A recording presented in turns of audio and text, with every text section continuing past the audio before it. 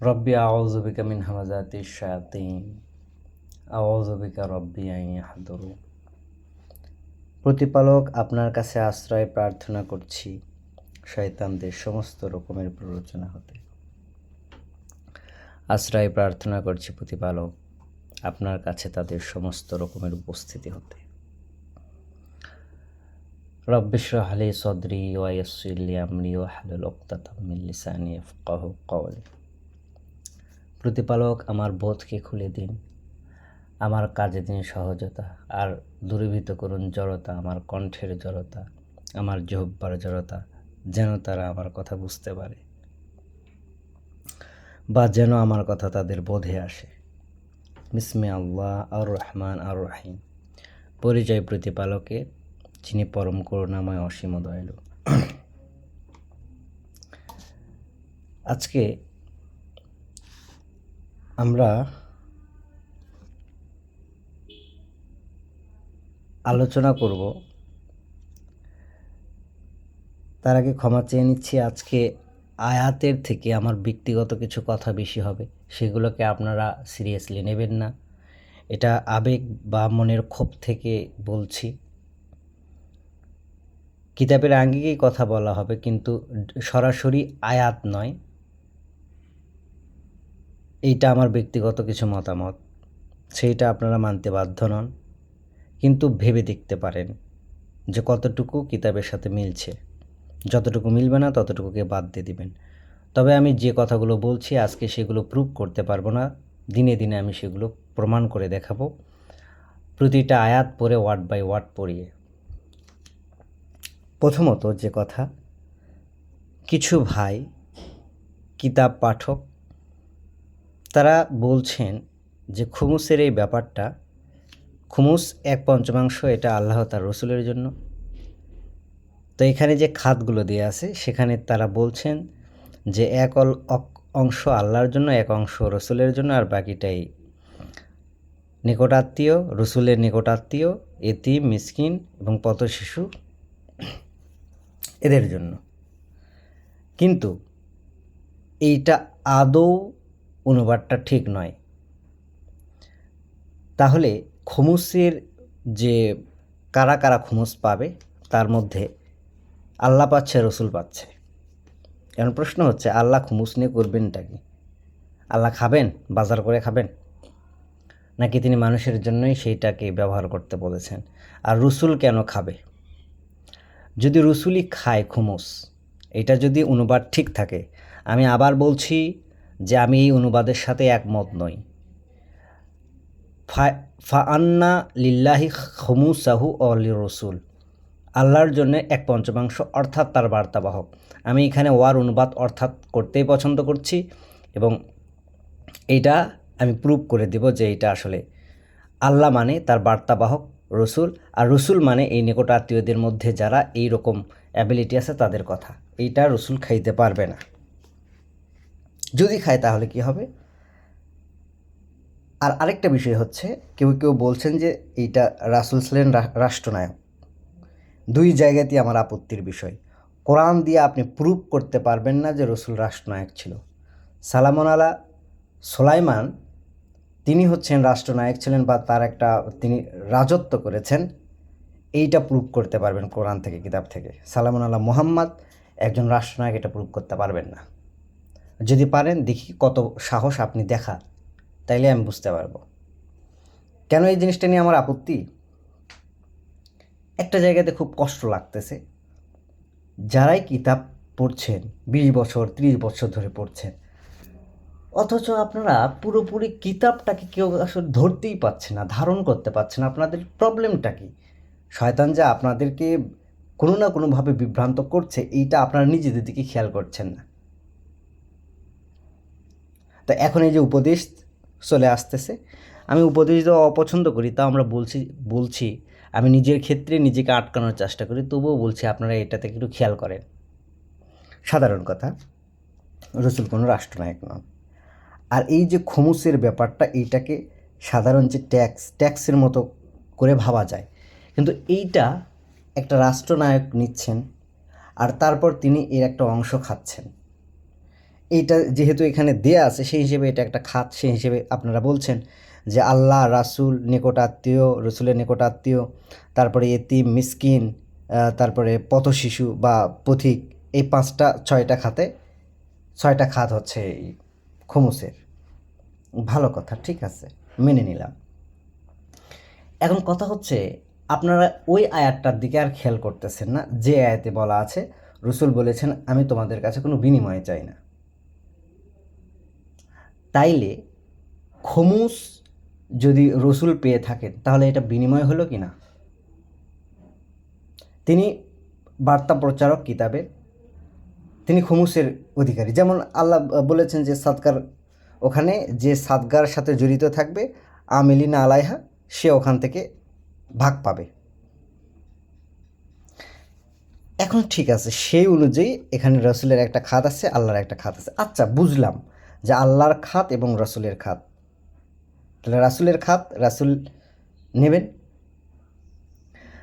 তাহলে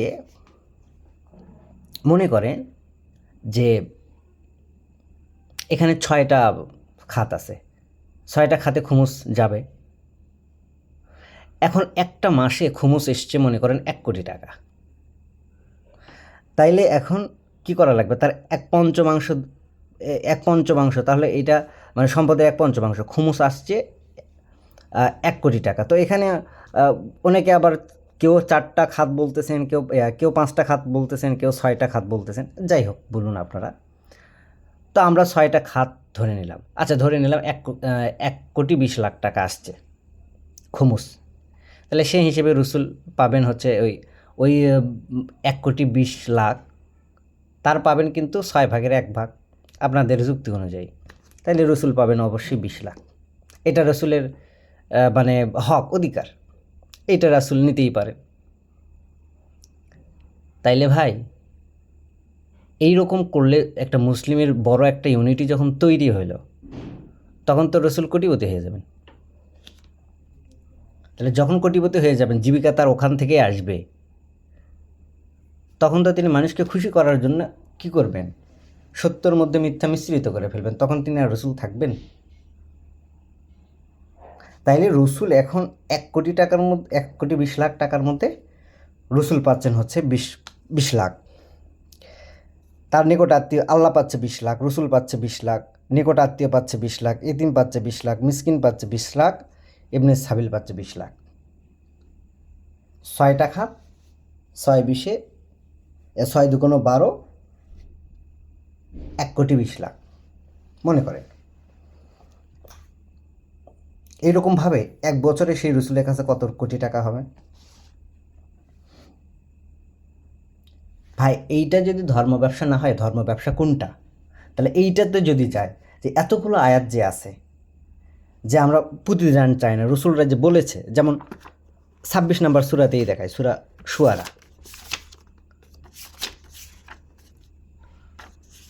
শুআরা,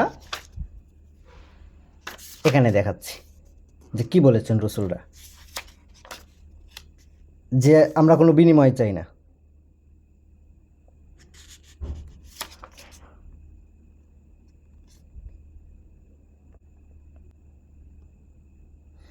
আচ্ছা, এখানে আগে এইটা দেখায় 10-72, রাসূলরা কি বলেছেন? ফাইন তাওয়াল্লাইতুম ফামা সাআলতুকুম মিন আজরিন ইন আজরি ইল্লা আলাল্লাহ ও উমিরতু আন আকুনা মিনাল মুসলিমিন।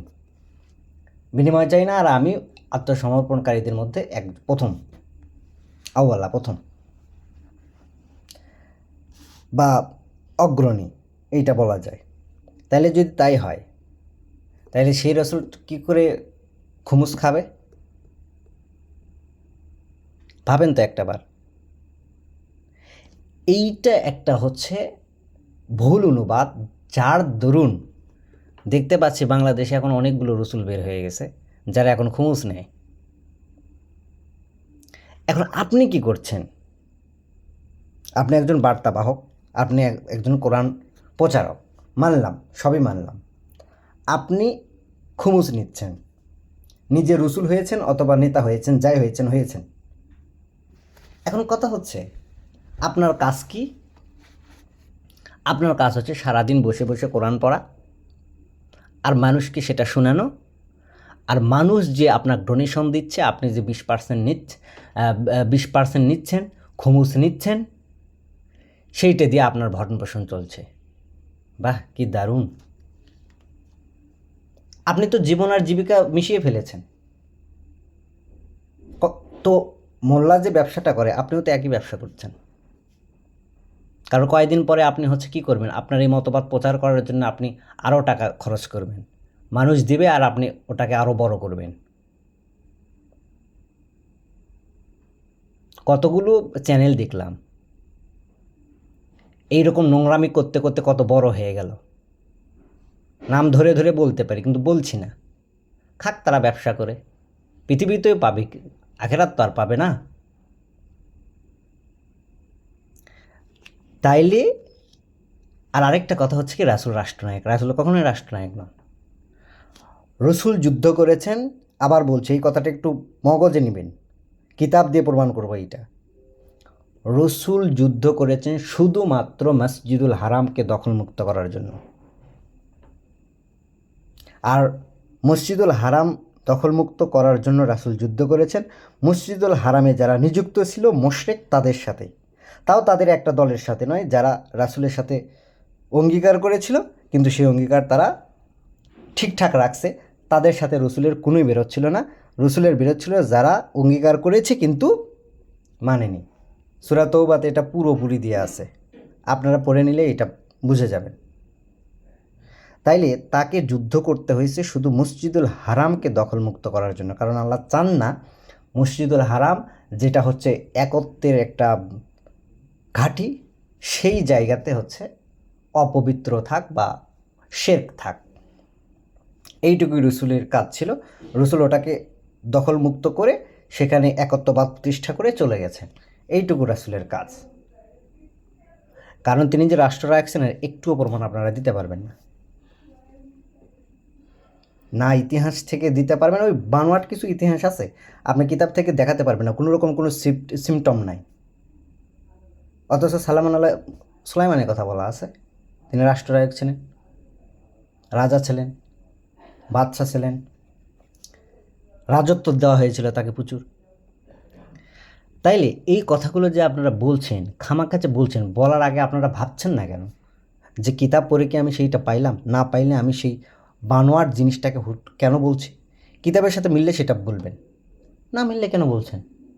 তাহলে রসুল যুদ্ধ করেছেন, রসুল যাই করেছেন শুধু মসজিদুল হারামকে দখলমুক্ত করার জন্য। আর সেখানে যে ইয়েটা ছিল, মসজিদুল হারাম ছোট একটা জায়গা নয়, ওই একটা মসজিদের 4টা ঘর নয়, এটা বিশাল একটা এরিয়া।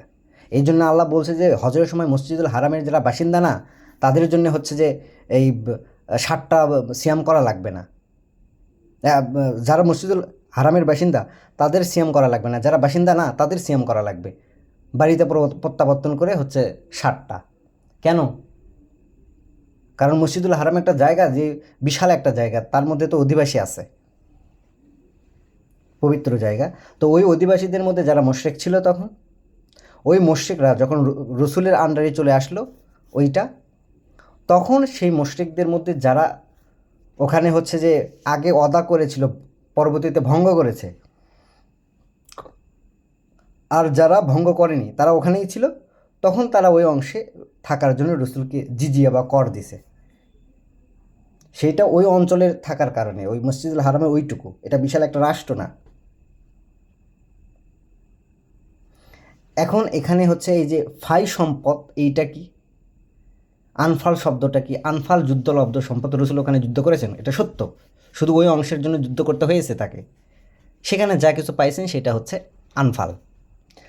আর ওই যে মসজিদুল হারামের যে মুশরিকরা ছিল, যখন রাসূল ওটা বিজয়ী করে ফেললেন, আল্লাহ বলেছেন তো সূরা ফাতে 48 নম্বর সূরাতে যে তোমার স্বপ্নকে সত্যি করে দেখিয়েছি। যখন বিজয়টা হয়ে গেল, রসুল যখন গেলেন, তখন তারা তখন থেকে পলায়ন করলো। তাদের যে সম্পদগুলো স্থাবর অস্থাবর পাওয়া গিয়েছে ওগুলো ফাই মানে ঝুঁকে পড়া সম্পদ, অবশিষ্ট সম্পদ, মানে ওরা চলে গেছে, তারপর আল্লাহ সেটা ঝুঁকিয়ে দিয়েছে রাসূলের প্রতি। তো রাসূল নিয়ে সেগুলো খেয়েছেন, নাকি এই যে এতিম মিসকিন অভাবীদের মধ্যে দিয়ে দিয়েছেন? রাসূল যদি ওই সম্পদ খেতেই পারেন, রাসূল সাদগা পান, কিন্তু সাদগা ওইটা খাইতে পারেন না। অথচ যারা সাদগা হচ্ছে যে সাদগা বন্টনের কাজে নিয়োজিত, তারা কিন্তু তার থেকে ভাগ পান। ভাগ মানে কি, তিনি হচ্ছে কর্মচারী হিসেবে একটা ওখান থেকে পাবেন। তার অর্থ এই নয় যে খাতকে আপনি নির্দিষ্ট করে ভাগ করবেন। যেমন ওখানে 8টা খাত আছে, অনেক জায়গাতে অনেক খাতগুলো আল্লাহ বলে রাখছেন, বিভিন্ন আয়াতে বিভিন্ন রকমের খাত বলে রাখছেন, সেগুলো তো এক জায়গায় করে আপনার ভাবতে হবে ভাই। একটা আয়াত নিয়ে আপনি মাতামাতি করলে হবে? একটা জায়গাতে আপনি ইতিম পাবেন, আরেকটা জায়গাতে মিসকিন পাবেন, একটা জায়গাতে দুটোই পাবেন, কোনো জায়গাতে 3টা পাবেন, কোনো জায়গাতে আপনি 5টাও পাইতে পারেন। তো এই আয়াতগুলো সবগুলোতে এক জায়গায় নিয়ে কাজ করতে হবে, পড়তে হবে। এইটাই আমরা করছি না, আমাদের প্রবলেমটা এইটা।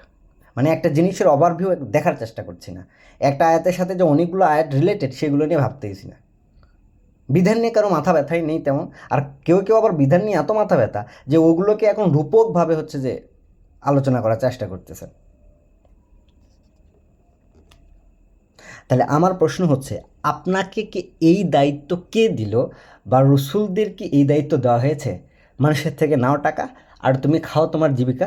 কেউ কেউ এখানে এখন প্রশ্ন করবে যে রসুল ততটুকুই নিতেন যতটুকু তার প্রয়োজন, বাকিগুলো আবার দান করে দিতেন। তো দান করেই যখন তিনি দিবেন, তাহলে তার নেওয়ার কি দরকার ছিল? তিনি কি অন্য একটা পেশাতে জীবিকা করতে পারেন না? রাসূল এইটা তো তার তো পেশা নয়, রাসূল এটা হচ্ছে তার দায়িত্ব। তার জীবিকার জন্য তো আরেকটা মাধ্যম থাকা উচিত। উদাহরণ দিই, কোরআন থেকে উদাহরণ দিই। সালামান আল্লাহ নূহ, সালামান আল্লাহ নূহ তিনি তো একজন শিপ বিল্ডার, তার তো শিপ কোম্পানি ছিল, না হলে আল্লাহ তাকে শিপ তৈরি করতে বলবেন কী জন্যে? যে শিপ তৈরি করতে পারে না তাকে শিপ তৈরি করতে দিলে সেটা সাগরে ভাসবে নাকি ডুবে যাবে? তাহলে তার একটা নিজস্ব ব্যবসা ছিল, ওটাই তার জীবিকার মাধ্যম। সালামান আল্লাহ মুসা, তার হাতে লাঠি ছিল কেন? ছাগলের পাতা পাড়ত। তো ছাগল সে হচ্ছে, বা মেষ সে চড়াইতো, মেষ পালন করত। এগুলো দিয়ে তো বোঝা যায়। তাইলে এই যে সালামান আল্লাহ নূহকে কী করতে হতো? জীবিকার জন্য ছুটতে হতো। রাসূলকে আল্লাহ বলেছেন যে দিনে তোমার জন্য একটা বিশাল কর্মব্যস্ততা রয়েছে, সেজন্য আল্লাহ দিনে তাকে কোনো সালাতও দেননি, রাতে সালাত তার, কারণ দিনে তাকে কর্ম করে খাইতে হবে। তো যখনই এই জীবিকার সাথে এই এই এই ধর্মের টাকাটা মিশে যায়, তখন সেইটা আর ধর্ম থাকে না, ওটা ধর্ম ব্যবসা হয়। প্রতিটা মোল্লাতন্ত্র আর যারা এরকম ব্যবসা করছেন, এটা দিয়েই করছেন। আপনারা সারাদিন বসে বসে কিতাব পড়েন, কোনোদিন আপনারা কিতাব প্রতিষ্ঠা করতে পারবেন না। কারণ আপনারা কি করছেন? আল্লাহ যে নিয়ম দিয়েছে তার বিপরীতে কাজ করছেন, আল্লাহকে বুড়ো আঙ্গুল দেখাচ্ছেন। আর এই জন্যেই আল্লাহ বলছেন যে কিতাবীদের হাতে তিনি দিতে চান, শাসনভার দিতে চান। এইটা তো এখন দিতে পারবেন না তিনি, কারণ আপনারা তো প্রতারক। নিজে বসে বসে খাওয়ার জন্য কিতাবকে ব্যবহার করেন। কতটুকু মানে সাহস আছে আপনাদের নিজে ইনকাম করে তার 1/5 দিয়ে তারপর কথা বলবেন? এবার কলিজায় লাগবে আপনাদের। বসে বসে মানুষের টাকা খাওয়া, আর কোরআন গবেষণার নামে মানুষের টাকা ধ্বংস করছেন, অন্ন ধ্বংস করছেন, এইদিকে পরিবারে সময় দেওয়া নেই। কোন রাসূল দেখেছেন যে নিজেদের পরিবার বাদ দিয়ে গিয়ে হচ্ছে কোরআন প্রচার করতেছে? আপনারা হচ্ছে যে বউ সোল সব কিছু ছেড়ে রেখে আপনারা বছরের পর বছর গিয়ে কোনো একটা গুহায় গিয়ে আপনারা কোরআন শিখতেছেন। এটা কোরআন শেখা নয়। আল্লাহ আপনাকে ব্যালেন্স করে চলতে বলছে, দিনে কাজ করতে বলছে, রাতে এসে কোরআন পড়তে বলছে, তারপর প্রচার করা, এটা হচ্ছে আপনার কাজ। কারণ আপনি জানছেন, আরেকজনকে জানাচ্ছেন, এইটা আপনার কাজ। কিন্তু এটা জীবিকার কোনো কাজ নয়। জীবিকার কাজের জন্য আলাদা কাজ করতে হবে আপনাকে। এইটা ওর সাথে মিশে গেলেই তো সেটা ব্যবসা হয়, বোঝেন না? বোঝেন আপনারা, কিন্তু এইটাকে ওই যে কি বলে, কৌশল করেন। আল্লাহ রসুল কি বলেছেন? যে আমি তোমাদের কাছে যে জীবিকা চাই না 38-86, এবং তার জন্য কোনো ভানও করি না, তা আপনারা ভানকারী। 38-86 আপনারা জানেন যে আপনারা কি করছেন। মানে আশ্চর্য লাগে। 38-86, এই যে দেখেন, বলো আমি উহার জন্য তোমাদের নিকট কোনো প্রতিদান চাই না, এবং যাহারা মিথ্যা দাবি করে আমি তাহাদের অন্তর্ভুক্ত নই, বা আমি মোতাকাফিলিন ভানকারীদের অন্তর্ভুক্ত নই। রসুল বলেছেন কি না? কিন্তু আপনারা ভান করে টাকা চান। কেউ কোরআন প্রচারের, সবাই তো এই সিস্টেম করেই তো খায় ভাই, এটাই তো সিস্টেম। আমার প্রশ্ন হচ্ছে, কে আপনাদের এই অনুমতি দিল যে আপনারা বসে বসে কোরআন গবেষণার নামে মানুষের টাকা নিয়ে খাবেন আর বলবেন কোরআন প্রচার করছি, আমরা কোরআন প্রচারক, খুব জিহাদ করছি আল্লাহর সাথে। জিহাদ করবেন, নিজে ইনকাম করে আগে, তা সেটার যে লাভ আছে সেই লাভের 1/5 দেন, তারপরে আপনি আল্লাহর বিশ্বাসের খাতায় হচ্ছে আসবেন, বিশ্বাসী হিসেবে আপনি স্থান পাবেন, না হলে আপনি তো কাটা। এগুলো তো প্রতারণা। আপনি পরিবার দেখছেন না, সন্তানকে দেখছেন না, স্ত্রীকে দেখছেন না। সালমান আল্লাহ নূর স্ত্রী একজন অবিশ্বাসী, তাও তিনি তাকে ছেড়েছেন। যখন আল্লাহ বললেন যে তুমি তাকে নিতে পারবে না, তখন তিনি তাকে ত্যাগ করে চলে গেছেন। তা আপনি এই দায়িত্ব নিচ্ছেন না, আপনি কি কোরআন পড়ছেন? এটা ভণ্ডামি নয়? কোরআন কি বলছে সবগুলো ত্যাগ করো? ব্যালেন্স ক্রিয়েট করে থাকতে বলছে, আর এইটাই পরীক্ষা। এই ব্যালেন্স ক্রিয়েট করে থাকা যায় না। আল্লাহ বলছে কি, আমওয়ালিকুম ও আনফুসিকুম, সম্পদ দাও, তোমাদের নিজেদের যাও, 50-50 ভাই এখানে। তা আপনি সম্পদ দিতে রাজি নন। আপনি বলছেন আমার জ্ঞান আছে, আমি জ্ঞান বিতরণ করছি। আপনার জ্ঞানের থোড়াই কেয়ার করে আল্লাহ। আল্লাহর মানুষের অভাব তো, যে সেই জন্য আপনাকে বসে বসে খাওয়াবে, অন্ন ধ্বংস করাবে, আর আপনি তো একটা অলস। এইরকম মানুষ সমাজে থাকলে তো সমাজ পুষে যাবে, যারা মানুষকে কাজে নিরুৎসাহিত করে। কাজ না করলে আপনি খাবেন কি? ওই মানুষের দেওয়া টাকা। এই দিয়ে চলছে হচ্ছে কিতাবীদের, কোরআন প্রচারকদের কোরআন প্রচার। এই পৃথিবীতে আপনাদের মতো নিকৃষ্ট আর জঘন্য মানুষ পৃথিবীতে নেই। বুঝবেন, খালি মরেন। কাবাব ভাজি কাকে বলে? আল্লাহর শাস্তি তো জানেন না যে কেমন, অনুভবও করেন না, করবেন কি করে? আপনারা ওই মোল্লাদের মতো তো জান্নাত আপনারা পেয়ে আছেন, কারণ এই যে হাদিস টাদিস একটু ছাড়ছেন, তো আপনারা তো নিজেকে মহাপণ্ডিত মনে করেন আর খান মানুষের টাকা। আপনাদের তো দেখি না, আমি কোনো বিনিময় চাই না এই আয়াতটা বলতে। প্রায় 1/2 বার আছে, 6 থেকে 7 বার আছে ইয়েটা, আয়াতগুলো। কই আপনাদের তো এইটা শুনতে দেখিনি, বলতে দেখিনি। বলবেন কেন? এটা দিলে যে হচ্ছে যারা হচ্ছে যে ডোনেশন করে তারা তো ডোনেশন বন্ধ করে দেবে। ফাজলামও করেন না, আল্লাহর সাথে ফাজলামও করেন আপনারা। কারণ আপনারা জানেন এখন এই যে কিতাব কোরআন প্রচারণা মহামারী আয়োজন চলছে। এখন কেউ যদি বলে যে আমি হাদিস টাদিস মানছি না, এখন আমি কিতাব বলছি, তাইলে মানুষ দৌড়ে গিয়ে তাকে ডোনেশন করে। কারণ কিছু মানুষের এখন যে হুদাই টাকা হয়েছে, থাকে বাহিরের দেশে, ওরা এখন মনে করেন যে হচ্ছে কিতাব 2-4টা পড়ছে, 2-4 আয়াত পড়ে মনে হয়েছে না হাদিস বাদ দিলেই খালি শিরক মুক্ত হয়। নিজেকেই নিজে বাদ দিতে পারলেন না, আপনি তো বড় মুশরিক। কোরআন ফেস করা, কিতাব ফেস করা এত সহজ না, নিজেকে দিয়ে মাপতে হয়। আর তারপর ডোনেশন করছেন না, কি আছে আপনাদের মাথায় আমি বুঝি না। যারা ডোনেশন করেন তাদের মাথায় কি আছে আমি বুঝি না, আর যারা নিচ্ছেন আপনাদেরও মাথায় কি আছে আমি বুঝি না। কি করে নিতে পারেন আপনারা এই টাকাটা?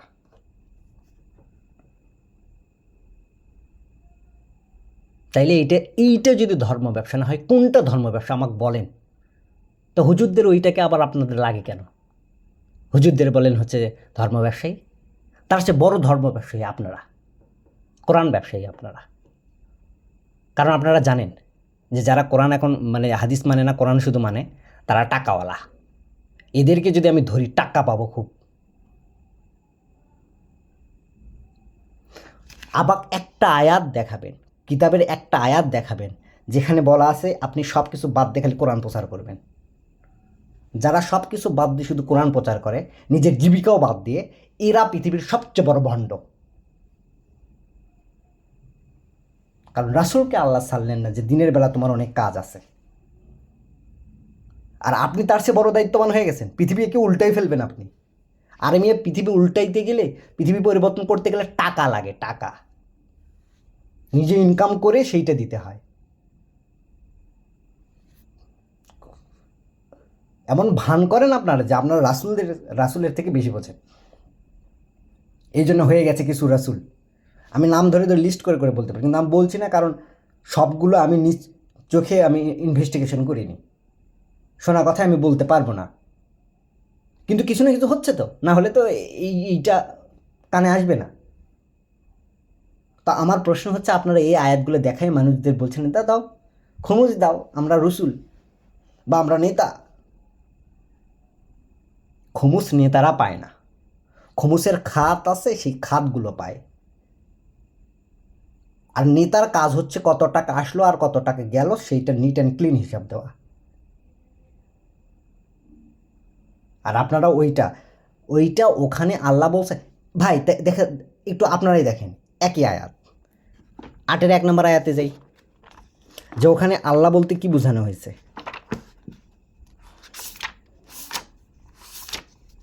8-1 দেখেন, এটা 41, তো 41 ফান্না লিল্লাহি খুমুসাহু, তাহলে এটার এক অংশ আল্লাহর আর এক অংশ রসুলের।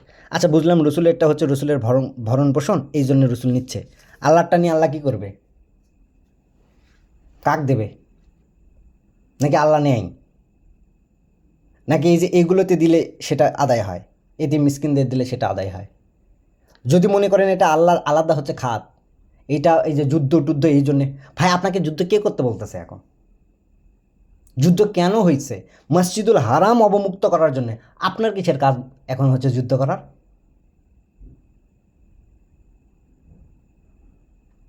কোরআন পড়ার সময় চিন্তা করে পড়েন, নাকি আপনাকে এই দায়িত্ব আল্লাহ দিছে? এখন আপনার দায়িত্ব শুধু নিজেকে এখন তৈরি করেন। আর আল্লাহর যে ট্যাক্স আছে 1/5 সেটা আপনার প্রফিট থেকে দিয়ে দেন, সমাজ পরিবর্তন হয়ে যাবে দিন দিন।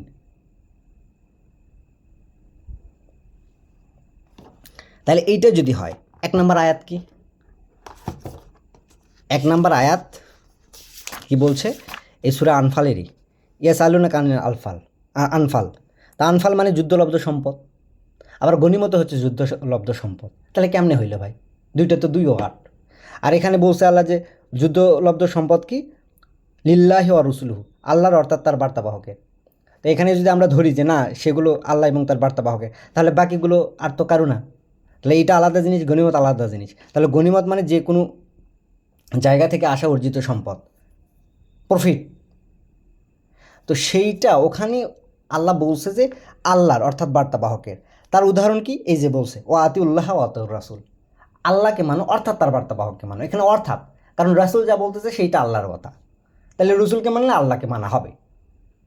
আল্লাহ কি নিজে এসে হচ্ছে দাঁড়াই থাকবেন, আপনি তাকে মানবেন? অদৃশ্যত তাকে মানতে হবে। তো তারই বার্তাবাহক, তারই কথা তো বলতেছে রাসূল। মানে সিম্পল জিনিস আপনারা বুঝেন না কেন? এইটা আমার মাথায় চলে না, সিম্পল জিনিস বোঝেন না। বাংলাদেশের রাষ্ট্রদূত যখন গিয়ে কথা বলে, তারা সে বাংলাদেশি হয়ে কথা বলে। তার নাম মানে কুদ্দুস আবুল যাই হোক, রহিম করিম যাই হোক, সে তখন বাংলাদেশের কূটনীতি।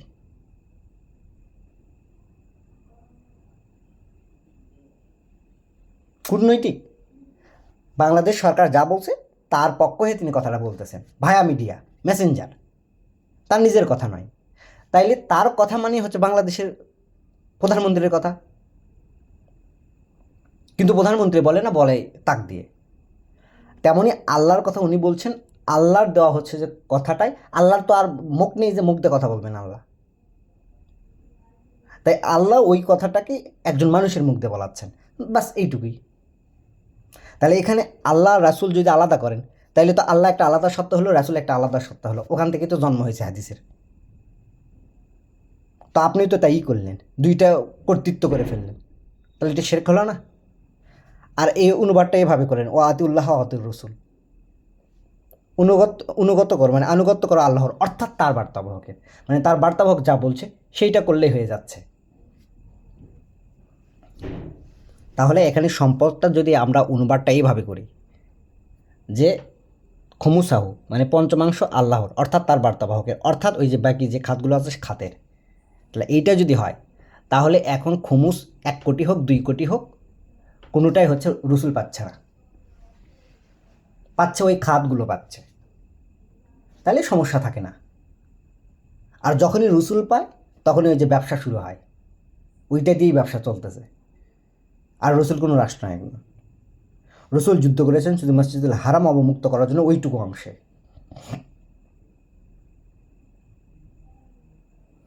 এই হচ্ছে ব্যাপার। তাই বার্তা বা যারা বার্তা প্রচার করছেন, কোরআন প্রচার করছেন, ভাই আপনাদের বলি একটু সাবধান হন। নিজে বসে বসে খেয়ে মানুষের টাকা, আর আপনি বিশাল বড় দায়ী হয়ে গেলেন। আল্লাহ যে কি সেঁচবে ভাই, এটা আপনারা বুঝতে পারছেন না, টাকার প্রতি অন্ধ হয়ে আছেন। কিসের লোভ এত আপনাদের? আপনাদের বলি, চোখ কান খোলা রাখবেন। পৃথিবীতে এই যে যারা মোশরেক, এখানে যাদের মোশরেকের কথা বলা হচ্ছে, এরা কিন্তু আসলে অন্য ধর্মের কেউ না, আল্লাহতে বিশ্বাসী মানুষই মোশরেক। এটা কিন্তু আমি এর আগের ভিডিওগুলোতেও বলার চেষ্টা করেছি যে বিশ্বাসীদের মধ্যেই মুনাফেক আর বিশ্বাসীদের মধ্যেই মোশরেক, এরাই কাফের। তাইলে কি বুঝলেন? চোখ কান খোলা। এই জন্য আপনাকে পড়া শিখতে হবে ভাই। অন্যের ওপর কেন নির্ভর করছেন? নিজে শেখেন না কষ্ট করে, অন্তত বাংলাটা পড়া শেখেন। আরবি আস্তে আস্তে আল্লাহ আপনার মুখে তুলে দেবে। বাংলাটা পড়া শেখেন না, বারবার করে পড়েন না, প্রতিদিন এইটাকে হচ্ছে যে রুটিন করে পড়েন না 1 ঘন্টা করে। তাইলেই তো 2 বছরে এটা পড়া হয়ে যায়। আপনি দেখেন কত কিছু জানতে পারবেন আপনি। তাইলে একদম সব শেষে সামারি, খমুস বলেন আর যাই বলেন, সাদাকা যাই বলেন, আমার স্পষ্টত হচ্ছে এতটুকু পর্যন্ত আমার বুঝে আসছে যে এইটা যদি হয় তাহলে ওই আয়াতটা ভায়োলেট হয়ে যায়। সুতরাং এগুলোর কোনো টাকা রসুল পান না। রসুলের আলাদা পেশা আছে, সেইটা থেকে তিনি জীবিকা করবেন। উদাহরণ কি দিয়েছি? সালামুন আলা নুহুর ব্যাপারটা, সালামুন আলা মুসার ব্যাপারটা, এ তো স্পষ্ট উদাহরণ। সালামুন আলা সুলাইমানের ব্যাপারটা, তিনি রাজা ছিলেন, সেটা আলাদা কথা। তো রসুল তো ছিলেন না রাজা, তিনি কোনো রাষ্ট্রনায়ক নন, প্রুফ নেই এটা। কিন্তু রসুল যুদ্ধ করেছেন কেন? যুদ্ধ করেছেন শুধু মসজিদুল হারাম অবমুক্ত করার জন্য। এইটুকুই তার কাজ ছিল, এইটুকুই স্বপ্ন ছিল তার। তাহলে যখনই এই অনুবাদটা রাসুল হয়ে যাবে, এই যে বাড়ানো হয়ে গেছে, রসুল বাড়ানো হয়ে গেছে, আপনি বার্তা প্রচার করলে আপনি বার্তা বাহক, সেটাকে আরবিতে রাসুল বলে। রাসুল বললে আমার কোনো আপত্তি নেই, আপনি রাসুল নাম দেন, যা ইচ্ছা করেন, ইমাম নাম দেন, নেতার নাম দেন, যা ইচ্ছা করেন। কারণ মানুষ তো কোরআনের ওয়ার্ড নিয়েই তো ব্যবসা করে। ওই যারা হচ্ছে অলি অভিভাবক এগুলো নিয়ে ব্যবসা করে, অলি নিয়ে যারা ব্যবসা করে, তারা ওই কোরআন থেকে অলি শব্দটাকে চুজ করে নিয়ে ব্যবসা করতেছে। যারা পীর মুরিদি করে ওইগুলো ওই অলি শব্দটা নিয়ে আছে, কোরআনে আছে না অলি শব্দ, তো বাস্তবে আছে, আপনি তো না করতে পারবেন না। ওইটা দিয়ে আপনাকে ভগল বোঝাচ্ছে। যারা এখন হচ্ছে যে রাষ্ট্রধর্ম চাচ্ছে, ইসলাম চাচ্ছে, এই রস্যই কোম্পানিগুলো এগুলো ব্যবসা করতেছে। হ্যাঁ, আল্লাহর পৃথিবীতে আল্লাহর বিধানকে ইয়ে করা লাগবে না, অথচ করতেছে শয়তানের বিধান। তারা নিজেরা কেউ কিতাবই পড়ে না, প্রথম থেকে শেষ পর্যন্ত পড়েনি। মানে সব জায়গায় ঘটনা। তাহলে আপনি বসে বসে খাচ্ছেন, মানুষের দেওয়া ডোনেশন খাচ্ছেন, আর আপনি বলছেন আপনি আল্লাহ মানে কিতাব প্রচারক। মনে রাখবেন, আপনার শাস্তি সবচেয়ে বেশি। সূরা নিসার 145 নম্বর আয়াত। মুনাফিকরা কী করবে? দালকের আসফারে ফিন্নার, যার নামে সর্বনিম্ন স্তর, মানে আপনি নিকৃষ্ট সবচেয়ে বেশি। এইগুলো বাদ দেন, নিজে পরিশ্রম করেন। আপনাকে আল্লাহ পরিশ্রম করার কথা বলছে। আল্লাহ বলছে যে সালাদ শেষ হলে তোমরা ছড়াইয়ে পড়ো, জীবিকা করো।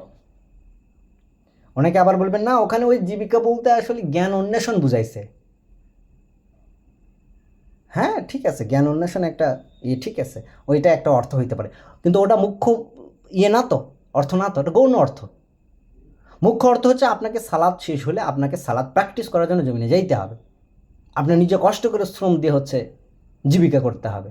কারণ জীবিকার সাথে জীবন মিলানো যাবে না, জীবনের সাথে জীবিকা মিলানো যাবে না, এটা দুইটা সেপারেশন রাখতে হবে, না হলেই ব্যবসা হয়ে যাবে। ধর্ম ব্যবসা এই করেই চলছে। তো আপনারা যা করছেন সেইটাও অ্যাট এ টাইম ধর্ম ব্যবসা, ওই যে কৌশল করে ভান করে।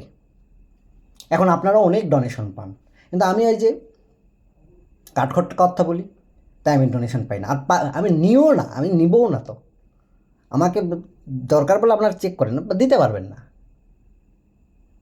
কিছুদিন আগে একটা আপা আমাকে বলছিলেন, ভাই আপনার হচ্ছে যে ফোন তো নষ্ট, তাইলে আমি আপনাকে হচ্ছে ইয়ে করবো, বিকাশ নাম্বার দেন।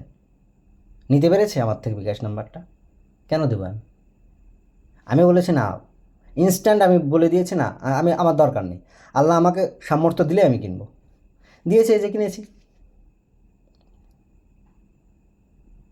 কারণ যখনই এই ডোনেশনের ব্যবসাটা শুরু হয় না, তখন সেইটা আর সত্য প্রচার থাকে না, তখন ব্যবসা প্রচার হয়। এখন এই সিস্টেমগুলো, এখন এই যে খুমুসটা আপনি কাকে দেবেন? আমাকে দেবেন? সে দেন, আমাকে দেন, লাভিত হয়। এখন তো কোনো নেতা নাই, রসুল নেই, আপনি নিজে হয়ে যান না সেই নেতাটা। হয়ে আপনি আপনার সম্পদ হিসাব করে আপনার সম্পদে খুমুস আপনি দেবেন। কাকে দেবেন?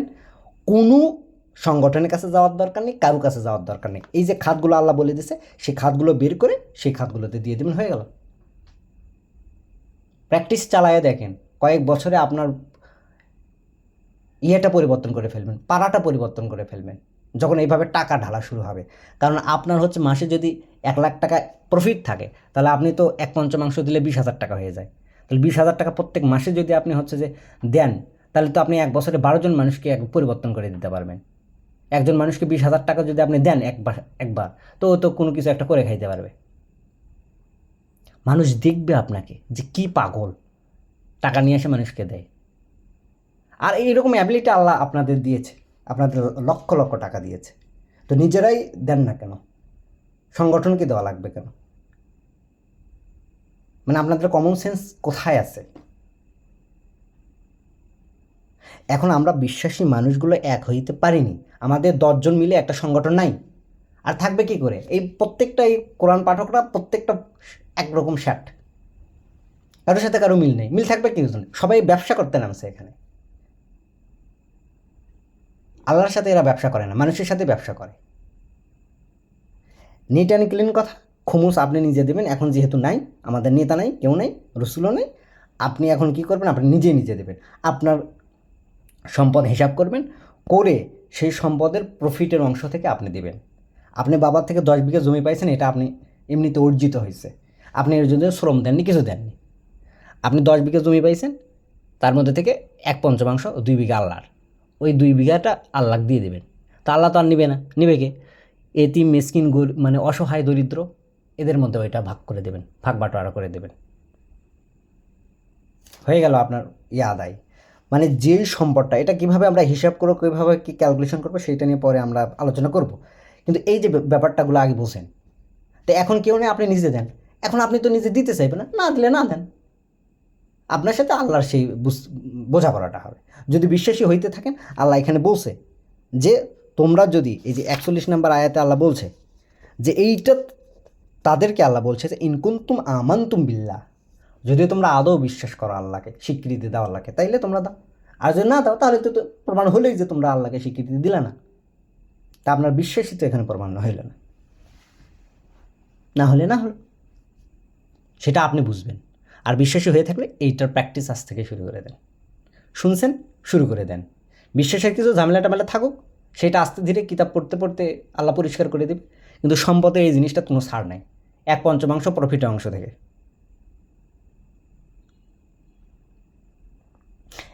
এখন কেউ দরিদ্র আছেন, কেউ মধ্যবিত্ত, যেভাবেই থাকুন না কেন, আপনাকে দিতে হবে ভাই, কোনো রকমের কোনো ছাড় নেই। আল্লাহ বলছেন সম্পদ এবং জীবনের বিনিময়ে তিনি জান্নাত দেবেন। 9-111, 61 হচ্ছে 10-11। তাছাড়া কোনো উপায় নেই। আপনার প্রফিট 100 টাকা হয়েছে, আপনি 20 টাকা দেন, ওইটাই আপনার সম্পদের 1/5। আল্লাহ আপনার কত বড় সুযোগ করে দিচ্ছে যে দেখেন। আল্লাহ চান না আপনি হচ্ছে অসচ্ছল থাকেন, আপনি পরিশ্রম করেন, আল্লাহ আপনাকে সচ্ছলতা দিবে। কারণ আল্লাহ কখনো চান না আপনি মানুষের কাছে ধার চান, হাত পাতেন। একজন বিশ্বাসী মানুষ মানুষের টাকা খায় না, নিজে পরিশ্রম করে নিজের কষ্ট করা টাকা নিজে ভোগ করে, এইটার শান্তি আলাদা, একটু কষ্ট হয়। তো এইগুলো সহজ ব্যবসা ভাই। আপনি কিতাব পড়বেন, তারপর হচ্ছে কিছু টাকা খরচ করে একটু ভালো প্রচার প্রসারণা করবেন, তারপর দেখবেন ডোনেশনের অভাব হচ্ছে না। তারপর আপনি একদম স্টেট বসে গেলেন, সারাদিনে আপনার আর কোনো কাজ নেই। আপনি কী তুলেছেন? কিছুই করেননি আপনি। এতগুলো কিতাব প্রচারক কিছুই করতে পারলেন না। আপনারা আজ পর্যন্ত একটা বিধানকে ঠিকঠাক প্রয়োগে আনতে পারলেন না। এক একজনের 10 জনকে এক জায়গায় নিয়ে আসলে 10 রকম কথা বলেন আপনারা। কারণ বুঝতো আপনাদের আল্লাহর না।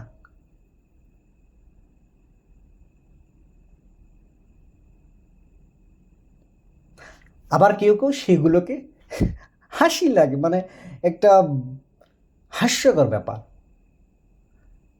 হাইজের হচ্ছে যে আইনটাকে আপনি বলছেন, কেউ কেউ বলছেন কি আপনাদের কমন সেন্সটা, ভাই কমন সেন্সের কমন বাদ দিলে সেন্স থাকলে ওই কথা কেউ বলতে পারে না।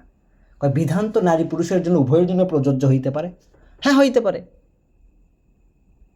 কিন্তু কিছু কিছু বিধান কোনো একটা বিশেষ লিঙ্গের জন্য তো হইতে পারে। এখন হায়েজের গল্প আপনি শোনাচ্ছেন যে হায়েজ ওটা ওইভাবে না, কি হায়েজ ওইটা অন্য কিছু। আপনারা ভাই কয়েকদিন পর তো হায়েজ পাবেন না, তারপরে হচ্ছে তালাক পাবেন না, আপনারা কিছুই পাবেন না। পাবেন কি করে? আপনাদের ধরছে শয়তান, আপনারা বুঝতে পারছেন না সেইটা। তো এখন আমার প্রশ্ন হচ্ছে ভাই, আচ্ছা ঠিক আছে, হায়েজ যদি না থাকে তাইলে মিনিস্টারের সার্কেল হয় কেন? তাইলে নারীকে আল্লাহ সৃষ্টি করেছেন সন্তান জন্ম দেওয়ার জন্য, আর আপনি কি করবেন? নারীকে শুক্রাণু দিবেন। তো এখন একটা কাজ করেন, আপনার ওয়াইফকে এখন থেকে বলবেন যে মানে তুমি আমাকে শুক্র দাও, এখন আমি পেটে বাচ্চা নেই। কারণ আইন তো দুইজনেরই সমান। তাহলে এখন থেকে আপনার ওয়াইফদের হচ্ছে যে বলেন যে তারা শুক্রাণু দিবে, আর আপনারা হচ্ছে ওই পেটে এখন বাচ্চা নেন।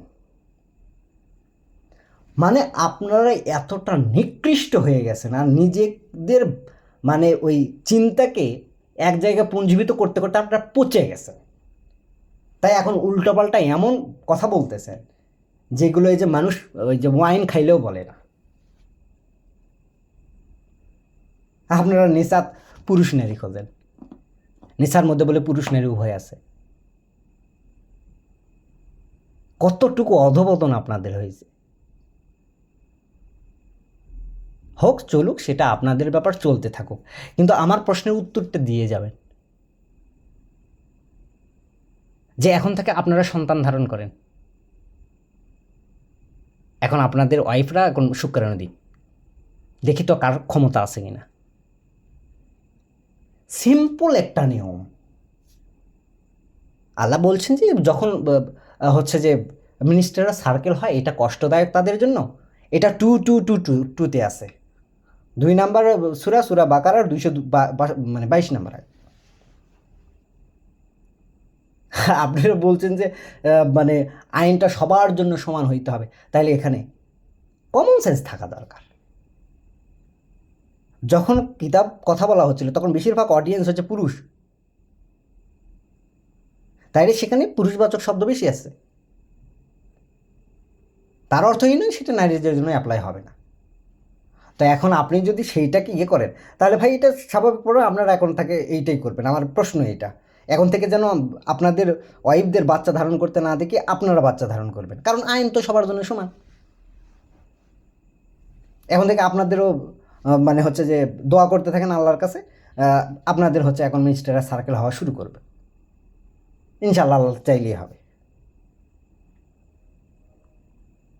আপনারা কী করবেন জানেন? আপনারা করবেন না, এটা করে ফেলেছেন অলরেডি। কারণ ওই যে পথ দেখলে বোঝা যায় আপনার কোন দিক দিয়ে যাচ্ছেন। কয়েকদিন পর আপনাদের কাছে এই মানে জান্নাত জাহান্নাম সিম্পল মনে হবে। মনে হবে কি জাহান্নাম ওই যে খারাপ থাকাই জাহান্নাম। মানে আপনারা সুফিবাদে বিশ্বাসী হয়েছেন, আপনারা ভানকারী মানুষ। নিজেদের তো চোখে দেখেন না, কিতাব যে নিজেকে দেখায়। এই জন্য বারবার আমি বলি যে আমি আমাকে আটকাই, কিন্তু কিছু কথা বলতে বাধ্য হচ্ছি। আপনারা বসে বসে খান অন্যের টাকা, সাদাকা, এর নাম ডোনেশন, সাদাকা, তারপরে হচ্ছে অনেক কিছু। আর আপনারা সুন্দর একটা অনুবাদও বের করছেন, আমি আশ্চর্যই হয়েছি। সুন্দর যে ওই যে ফকারের যে ইয়েটা আল্লাহ দিছে সূরা ইয়েতে, তৌবাতে, বাকারাতে, সেখানে আপনারা হচ্ছে যে বলছেন কি যারা আল্লাহর পথে বাধাপ্রাপ্ত হয়েছে তারা হচ্ছে ফকির। আল্লাহ ওইটা বুঝাইছে ভাই, যারা আল্লাহর পথে বাধা প্রাপ্ত, মানে আপনারা বুঝাইতে চাচ্ছেন আপনারা কিতাব প্রচারক, আপনারা আল্লাহর পথে বাধা পড়ে গেছেন, মানে আপনারা কোনো কাজ করতে পারেন না। এখন কী করবেন? সারাটা দিন এখন আপনাদের গবেষণা করতে হয়, গবেষণা করতে হয়, গবেষণা করতে হয়। তাই এখন আপনারা বাধা পড়ে গেছেন, আপনাদের ডোনেশন করা লাগবে। ফাতরানোর জায়গা আপনারা পান না, বুঝছেন? আল্লাহ তো এইটা বলছেন সেই মানুষদের কারণে যারা জমিনে দাপিয়ে কাজ করতে পারে না, তারাই তো আল্লাহর পথে বাধা পড়ছে। একজন মানুষ বয়স হয়ে গেছে, তার 80, সেই বেচারা কী কাজ করবে? তো সেই তো ফকির, অসহায় মানুষ, মানুষের কাছে আবার চাইতেও পারে না। আল্লাহ এটা বলেই দিয়েছেন যে তারা মানুষের কাছে ঝাঞ্ঝা করে চায় না, তাদের দাও। তো অ্যাট এ টাইম আপনারাও একটা ধর্ম ব্যবসায়ী। কয়েকদিন পর আপনারা এইটাকে বড় পরিসরে আনার জন্য একটা তোড়জোড় করছেন, করবেনই, হবেও। একটা কথা আছে, একজনের থেকে কথাটা ধার করে নিয়ে আপনাকে শোনাচ্ছি, কথাটা ভালো লাগছে তাই বললাম। শয়তান আপনাকে যে 99টা ভালো কাজ করে নেবে শুধুমাত্র একটা খারাপ কাজ করার জন্য, সেটা হচ্ছে শিরক। আর শিরক হচ্ছে আল্লাহর বুঝের উপর নিজের বুঝটাকে প্রাধান্য দেওয়া, এইটাই শিরক।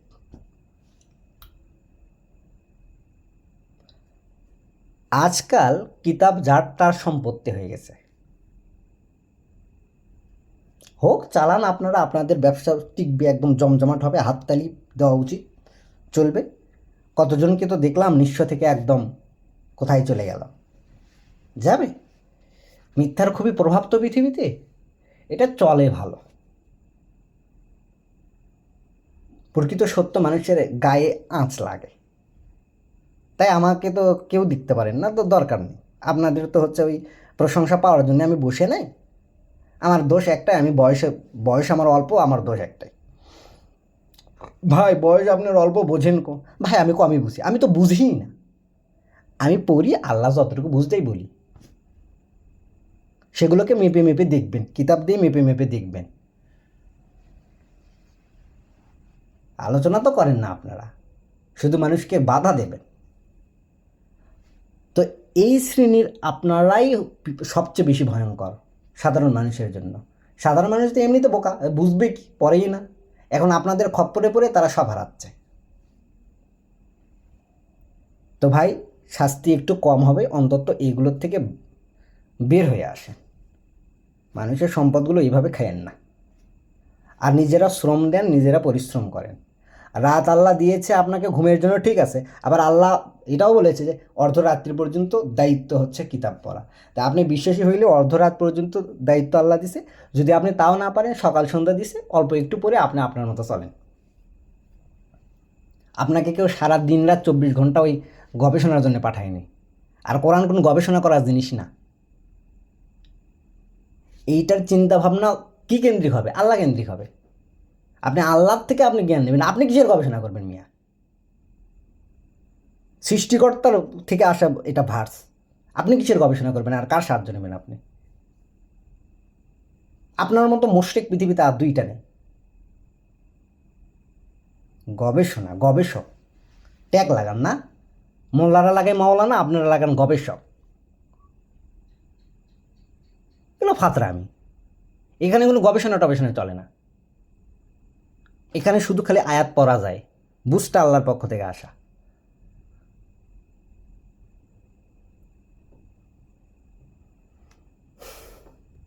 যাই হোক, আপনাদের ব্যবসা চলছে, চলুক, আমার তাতে কোনো আপত্তি নাই, কারণ আমার এতে কোনো ফায়দাও নাই, আমার উপকারও নেই, ক্ষতিও নেই।